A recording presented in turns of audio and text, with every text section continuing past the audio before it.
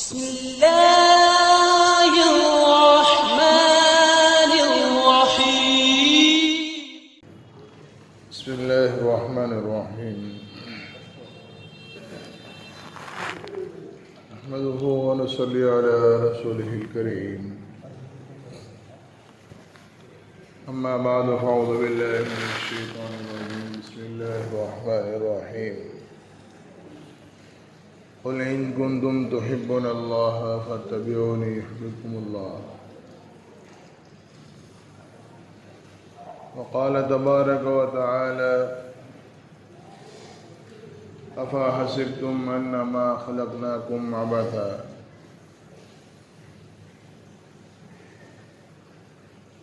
وقال تبارك وتعالى الذي خلق الموت والحياة ليبلوكم أيكم أحسن عملا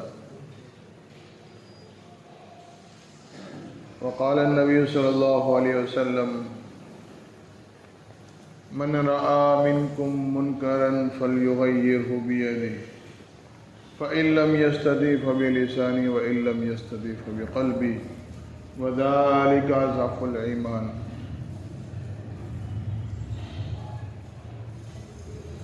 صدق الله العظيم وصدق رسوله النبي الكريم ونحن على ذلك لمن الشاهدين والشاكرين والحمد لله رب العالمين.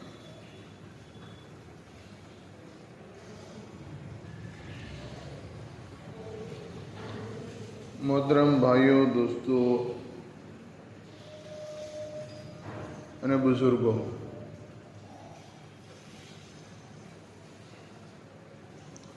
અલ્લાહ સુબ્હાનહુ વ તઆલાએ આપણને દરેકને આ દુનિયાની અંદર એક મુખ્તસર અને એક નાની અમથી જિંદગી દઈને મોકલ્યા.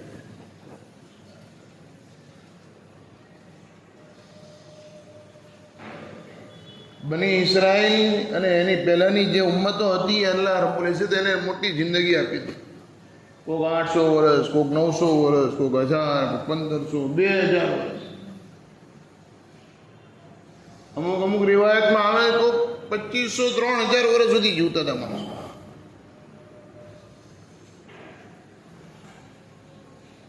પણ અલ્લાહ રબ્બુલ ઇઝ્ઝતે આ ઉમ્મત એટલે કે નબી હઝરત સલ્લલ્લાહુ અલૈહિ વસલ્લમની ઉમ્મત એની ઉંમર જે છે એ 60 થી 70 વર્ષની દરમિયાનની રાખેલી છે. એવરેજ ઉંમર 60 થી 70 વર્ષની. તમે નીકળો એટલે ઓછામાં ઓછા 10 માંથી 5 જણા એવા મળશે જે 60 થી 70 વર્ષમાં એનો ઇંતિકાલ થયો હોય. 80, 90, 100 વર્ષના બહુ ઓછા માણસો.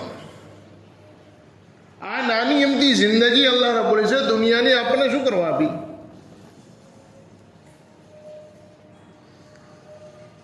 અને આ જિંદગીમાં દુનિયામાં આવીને પછી પૂરું નથી થઈ જવાનું કે મરી ગયા, મોત આવી ગઈ, કબરમાં નાખી દીધા, દફન કરી દીધા, ખતમ.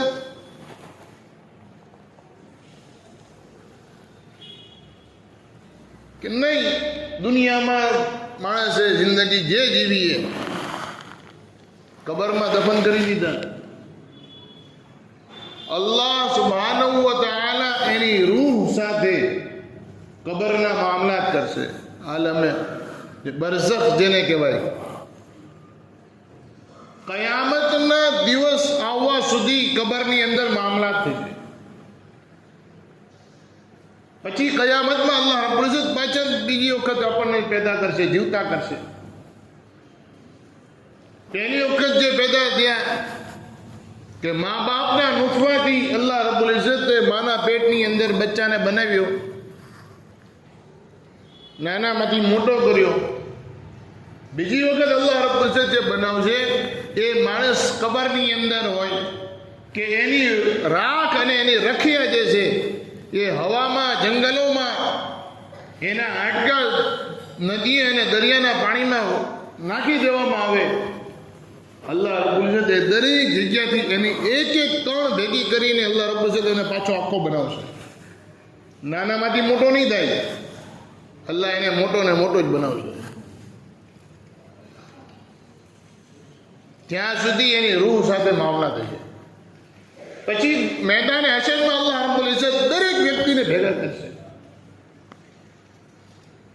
અને એક એક માણસને બોલાવીને અલ્લાહ રબ્બુલ ઇઝ્ઝત દરેકથી હિસાબ કિતાબ લેશે.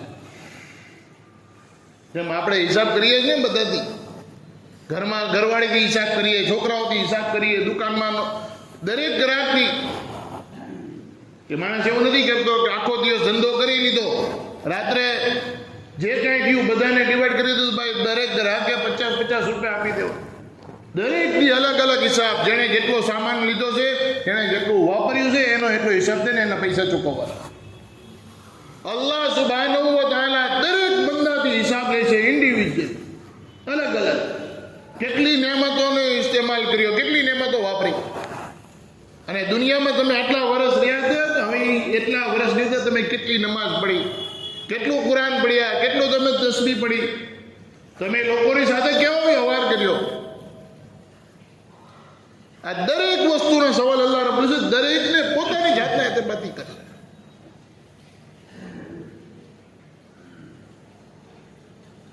દરેકને. પછી ત્યાં જે ફેસલો થાય, બે જાતના ફેસલા ત્યાં થશે.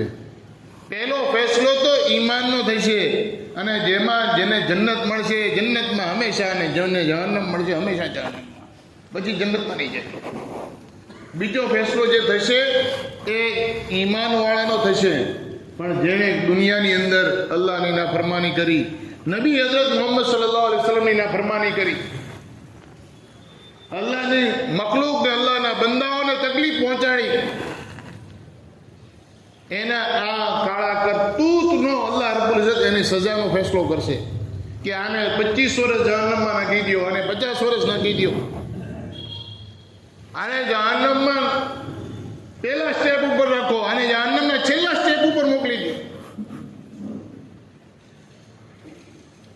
અને એ ફેસલો થશે 25, 50, 100, 200, 1000, 2-5 હજાર, જેટલો અલ્લાહ રબ્બુલ ઇઝ્ઝત જેનો ફેસલો કરે એ સજા ભોગવીને પછી બહાર આવશે, અને પછી એને જન્નતમાં મોકલશે, અને પછી જે જન્નતમાં છે એ જન્નતમાં, ને જહન્નમમાં છે જહન્નમ.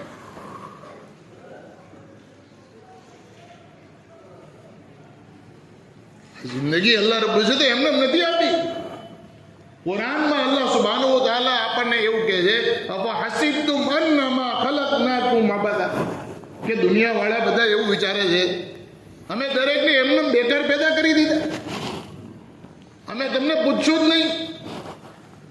કેમ બીજા ધર્મીઓને પોતાના યકીન છે કે ખાઈ પીને અહીંયા ને અહીંયા દુનિયામાં પૂરા થઈ ગયા, બળીને રાખ થઈ ગયા, ને રાખ ઉડાડી દીધી, ખતમ થઈ ગયું. નહીં, અલ્લાહ રબ્બુલ ઇઝ્ઝત કહે છે કે અમે દરેકને ફરીવાર જીવતા કરશું, અને ફરીવાર અમે પોતાની સામે ઊભા કરશું, ને દરેકને સવાલ કરશું. મારા ભાઈઓ, દોસ્તો, બુઝુર્ગો, અલ્લાહ રબ્બુલ ઇઝ્ઝતે આપણે જે જિંદગી દીધી છે, થોડીક એની ફિકર કરી. આપણે કોનો રાહ જોઈને બેઠા છીએ, આપણે કોની રાહમાં બેઠા છીએ, કોણ આવશે આપણને સમજાવવા માટે. આપણે એવું વિચારીએ છીએ કે આસમાનમાંથી કોઈ ફરિશ્તો આવશે, જિબ્રાઈલ આવશે આપણી પાસે હાથ પકડવા, કે હાલ ભાઈ નમાઝ પડવા માટે, કે કોઈ બીજી ફરિશ્તાની જમાત આવશે આપણી આગળ, કે અલ્લાહના દીન તરફ આવી જાય, કે આપણે ઇંતજાર કરીએ છીએ કે કોઈ નબી ખબરમાંથી ઉઠીને આવશે. કારણ કે નવો કોઈ નબી તો હવે આવવાનો નથી. હુઝુર અકબર સલ્લલ્લાહુ અલૈહિ વસલ્લમ છેલ્લા નબી છે, અને એલાન કરીને ગયા છે કે હું છેલ્લો છું, હવે કોઈ નબી નહીં આવે. ઈસા અલૈહિસ્સલામ કયામતના નજદીક આવશે, એ ઉમ્મતી બનીને આવશે, નબી બનીને નહીં આવે. અને આપણે ઇંતજારમાં છીએ કે કોઈ નબી આવી જાય, આપણે ઇંતજારમાં છીએ કે કોઈ ફરિશ્તો આવી જાય, જે અમને આવીને એમ કહે હાલ ભાઈ તું પથારીમાંથી બોધા ફજર પડવા, હાલ ભાઈ તું તોબા કરી લે તારી જિંદગીથી, અલ્લાહ તરફ આવી જાય, અલ્લાહ ઇંતજાર કરે.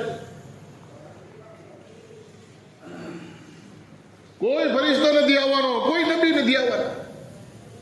આપણા જ ભાઈઓ જે મસ્જિદમાં બેઠીને રોજ માથા પટકે છે, મસ્જિદવાર જમાત જેને કહેવાય, રોજ ઉઠીને મશોરો કરે કે ભાઈ હાલો આપણે મોહલ્લામાં મહેનત કરીએ, હાલો આપણે મુલાકાત કરીએ. એ લોકો આવીને આપણે સમજાવે છે, મારા ભાઈઓ મોતનો કોઈ ભરોસો નથી, ક્યારે કોનો મોત આવી જાય.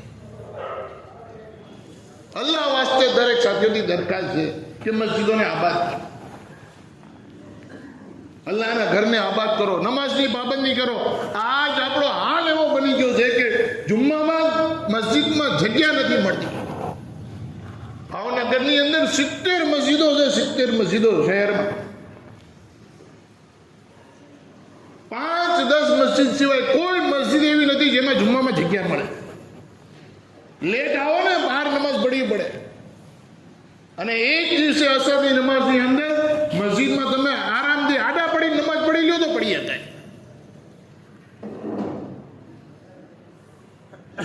કોણ આવશે અહીંયા નમાઝ? અલ્લાહના પ્યારા હબીબ સલ્લલ્લાહુ અલૈહિ વસલ્લમે આપણે આખો દિવસ જેને પૂછો ને બધાને કે યાર મુસલમાન હાલાતમાં છે, મુસલમાન પરેશાની. ફરિશ્તા આવશે આપણી સામે લડવા કે મુસલમાન પરેશાનીમાં છે, અમે લડી લઈએ બધાથી.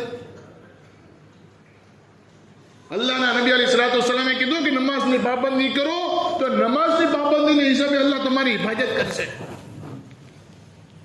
આજે આપણી મસ્જિદો ઉપર લોકોની નજરો છે, આજે આપણા ઘરોની ઉપર લોકોની નજરો છે. આટલું બધું જાણવા છતાંય આપણે મસ્જિદમાં નથી આવ્યા. આટલું બધું જાણવા છતાં આપણે અલ્લાહના દીનને નથી અપનાવી શકતા. હવે ક્યારે જાગશું? હવે તો આપણને ઘરમાંથી કાઢીને મારવાના તૈયારી ચાલુ કરી. આપણી મસ્જિદોને બંધ કરીને બેરાન કરવાની તૈયારી ચાલુ કરી. અત્યાર સુધી તો એક મસ્જિદ હતી, હવે તો અનેક મસ્જિદો આવી ગઈ. કોને રાહ જોઈને આપણે બેઠા છીએ કે આપણે આ શું કરીએ? મારા ભાઈઓ, નમાઝ પઢીએ. અલ્લાહના પ્યારા હબીબ સલ્લલ્લાહુ અલૈહિ વસલ્લમે કીધું જે દિવસે 50%થી વધારે નમાજીઓ ફજરમાં હશે ને એ દિવસે અલ્લાહ રબ્બુલ ઇઝ્ઝત આખી દુનિયામાં ઈમાનની હવા ફેલાવી દે છે. 50%. આપણે ફજરમાં 2% નથી હોતા. 2% આપણે ફજરમાં નથી હોતા. આપણે આપણા ધંધામાં ને દુનિયામાં મસ્ત છીએ. દુનિયા મારા ભાઈઓ તમે ગમે ત્યાં જશો ને તમારા પગમાં આવીને પડી જશે. તમારી કિસ્મતમાં કોઈ દાણો લખ્યો છે ને એ આફ્રિકાના જંગલમાં હશે ને તોય તમારા ઘર સુધી આવી જશે. આજ કયામતના દિવસે અલ્લાહ રબ્બુલ ઇઝ્ઝત ઊભા થઈને એમ પૂછે ને કે તું જ્યાં હતો ને ત્યાં મારી મસ્જિદ મારું ઘર વેરાન પડતું હતું, તું શું કરતો હતો? હું જવાબ આપશો આપણે અલ્લાહને? આ તબલીગ વાળાનો અહેસાન છે કે જે રોજ ઉઠીને આપણા ઘરના દરવાજા ખખડાવે છે. મારા ભાઈઓ, થોડી પોતાની જાતને જગાડો, અલ્લાહનો ખોફ પેદા કરો, અલ્લાહનો ડર પેદા કરો. આવી જિંદગી આપણને જહન્નમ તરફ લઈ જઈ રહી છે. કોઈના બાપની જાગીર નથી જન્નત. કુરાનમાં અલ્લાહ સાફ લફ્ઝોમાં એમ કહે છે કે શું અલ્લાહ એગ્રીમેન્ટ કરી દીધું તમારી હારે કે તમે કલમો પડી દીધો તમને જન્નતમાં જ મોકલી દઈશું? મારા ભાઈઓ, દોસ્તો, બુઝુર્ગો, રાતની ઊંઘ નથી આવતી. ઊંઘ હરામ થઈ ગઈ છે અત્યારે. રોજ બીક લાગે. ખબર નહીં સવારે કઈ મસ્જિદનું એલાન થાય કે આ મસ્જિદની અંદર આ મુસીબત આવીને ઊભી થઈ ગઈ. ખબર નથી પડતી ક્યારે કયા મુસલમાનના ઘરની ઉપર જે મુસીબત આવીને ઊભી રહી ગઈ છે. સમાચાર સાંભળીએ ને આંખમાંથી આવડા આવી જાય છે. મારા ભાઈઓ, અલ્લાહ વાસ્તે પોતાની જાતને બદલો, પોતાના જે રોજના રૂટીનને બદલો, મસ્જિદોને આબાદ કરો, અલ્લાહના દીનને અપનાવો, તબલીગમાં વક્ત લગાવો તાકે અલ્લાહ રબ્બુલ ઇઝ્ઝતનો દીન જિંદગીમાં આવે. ખુદ બી જાઓ, પોતાની ઓલાદને બી લઈ જાઓ, મસ્તુરાતને બી લઈ જાઓ. ઘરમાં જેટલા ફરજ છે દરેક અલ્લાહના રાસ્તામાં વક્ત લગાવે. દરેકની જિંદગીમાં અલ્લાહનો દીન આવી જાય તાકે અલ્લાહ રબ્બુલ ઇઝ્ઝત આપણેથી કામયાબ થઈ જાય, આપણેથી ખુશ થઈ જાય. અલ્લાહ આપણને રાજી કરી દે, અલ્લાહ આપણને દુનિયાને આખિરતમાં કામયાબ કરી દે.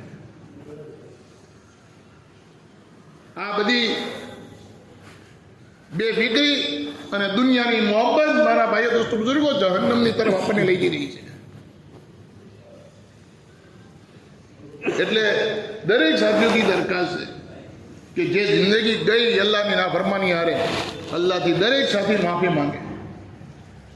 અને દરેક સાથી પોતાની જાતનો એતબારથી આપણા મોહલ્લાની બેદીના દરેક સાથી જિમ્મેદાર છે કે મેં મોહલ્લામાં જઈને કોઈને ન કીધું તું નમાજ પઢવા આવી જા.